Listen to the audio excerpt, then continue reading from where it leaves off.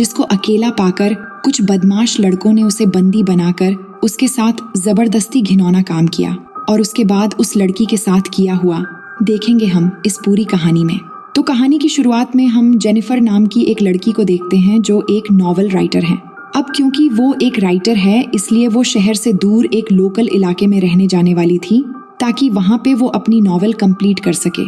इसलिए पहले वो एक स्टोर में जाके अर्ल नाम के एक बंदे से मिलती है ताकि उससे अपनी कैबिन की चाबी ले सके। क्योंकि अर्ल उस कैबिन का ऑनर है इसलिए वो जेनिफर को कैबिन की चाबी देता है और वहाँ पे जाने का रास्ता बताता है। अब कुछ दूर आगे जाकर रास्ते में जेनिफर पेट्रोल भरवाने के लिए एक पेट्रोल पंप पे रुकती है जहाँ उसे दो लोग दिखाई देते हैं जो उसे घूर रहे थे और इनके नाम होते हैं एंडी और स्टैनली। तभी वहाँ पे जॉनी नाम का एक वर्कर आता है जो जेनिफर की मदद करने लगता है और जेनिफर से पूछता है कि वो कहाँ पे रुकी हुई है। तो जेनिफर कहती है कि वो यहाँ पास ही के एक कैबिन में रहने वाली है। जिसके बाद जेनिफर जॉनी को पैसे देती है। तभी गलती से उसका पैर एक बाल्टी से टकरा जाता है जिससे जॉनी के पैंट भीग जाते हैं और ये देख के उसके दोस्त हंसने लगते हैं। अब जेनिफर उससे सॉरी कहती है और पैसे देकर वहाँ से निकल जाती है। जिसके बाद वो अपने कैबिन में पहुँचती है जो कि जंगल के बिल्कुल बीचों बीच था। अब वहाँ जाने के बाद वो अपनी राइटिंग करना शुरू कर देती है। रात को जेनिफर जब अपने दोस्त से बात कर रही होती है तो अचानक उसे कैबिन के पीछे से कुछ आवाज आती है। जिसके बाद जब वो वहाँ जाती है तो देखती है कि वहाँ के एक कमरे का दरवाजा खुला हुआ है। वो कमरे के अंदर जाती है तो उसे वहाँ पे कई सारे औजार और वहाँ पे एक जहरीला पाउडर का डब्बा भी नजर आता है।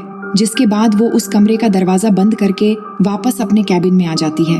अब आकर जब वो राइटिंग कर रही थी तो गलती से उसके कपड़े पे बियर की ग्लास गिर जाती है तो वो अंदर जाती है उसे धोने के लिए। तभी यहाँ पे हम देख पाते हैं कि खिड़की से उसे कोई देख रहा है। अब अगली सुबह जब जेनिफर जॉगिंग कर रही होती है तो उसे जंगल के बीच एक छोटा सा पुराना घर दिखाई देती है और जब वो उस घर के अंदर जाती है तो देखती है कि वो घर पूरा खाली है और अंदर कोई भी नहीं है। उसके बाद वो अपने कैबिन में वापस आती है और वॉशरूम में जाती है।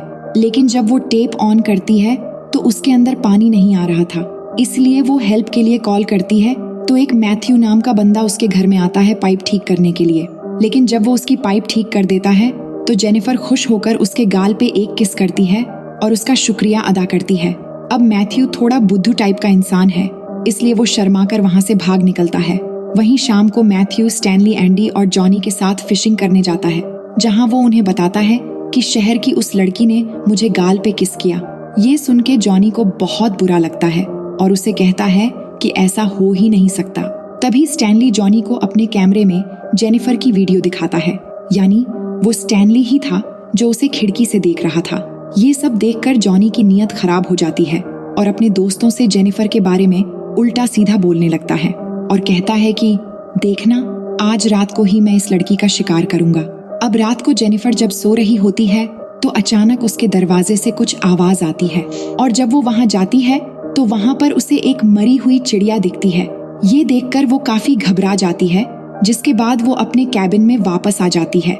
लेकिन आते ही वो देखती है कि उसके लैपटॉप में उन आदमियों की फोटो है जिससे वो काफी डर जाती है और तभी वो तीनों रूम में आकर उसे घेर लेते हैं। लेकिन जेनिफर इन्हें कहती है कि तुम लोग यहाँ क्यों आए हो और इनसे झूठ बोलती है कि मेरा बॉयफ्रेंड यहाँ आने वाला है इसलिए तुम सब यहाँ से तुरंत चले जाओ। तो जॉनी कहता है कि मुझे पता है इसका कोई बॉयफ्रेंड नहीं है और मैंने सुना है कि इसने मैथ्यू को गाल पे किस किया था। ये कहकर वो मैथ्यू को बुलाकर अंदर लाते हैं। लेकिन जेनिफर कहती है कि मैंने उसका शुक्रिया अदा करने के लिए वो किस किया था